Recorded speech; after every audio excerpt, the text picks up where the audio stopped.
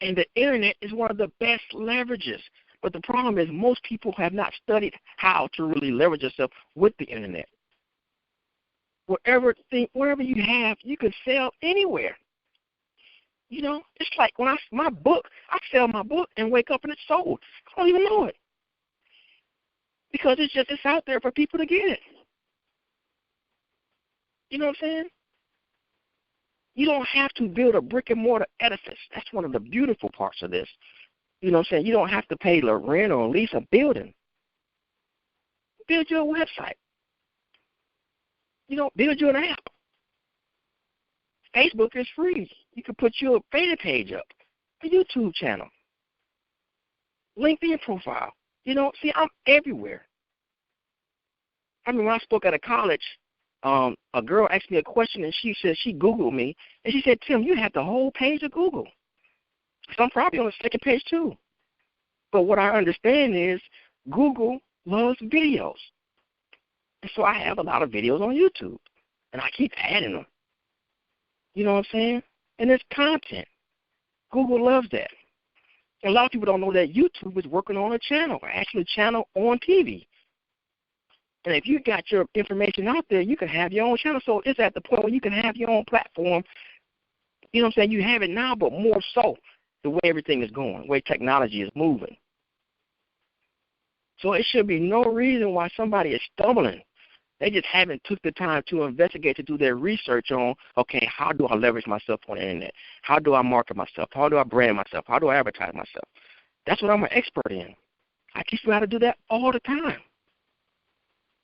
This is the reason I'm on this call. All right, any more questions?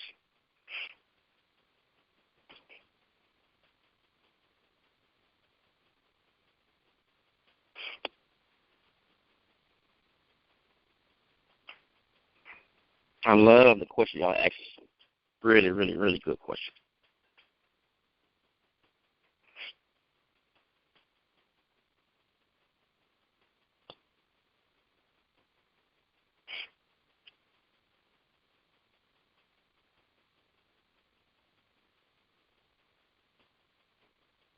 I have a question.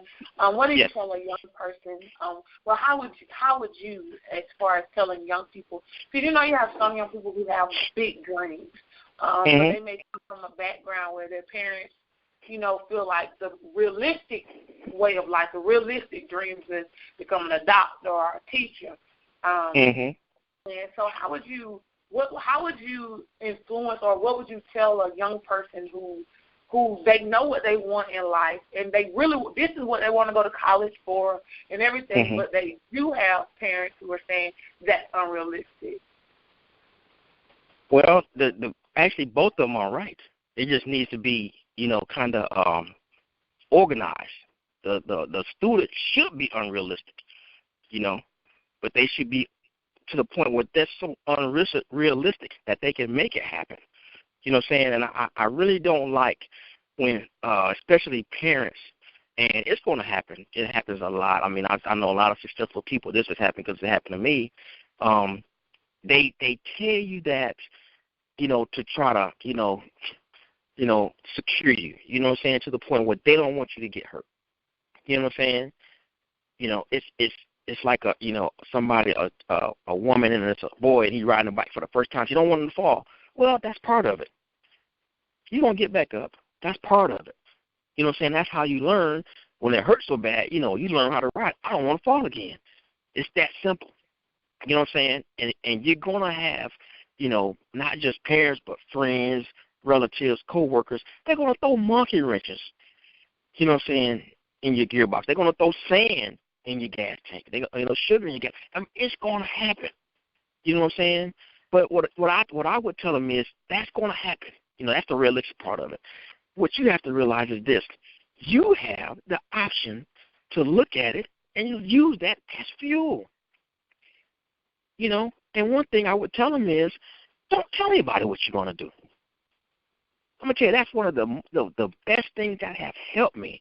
When I wrote my book, the morning I finished it, I told my mother, I said, you know what? I'm going to write a book. She just looked at me like, where'd this come from? You gonna write a book? And then you know what I did? I pulled a book from behind my back and gave it to her. I already wrote it. I had just finished it that morning. She said, wait a minute, you talking about you gonna write a book? This looks like you wrote a book.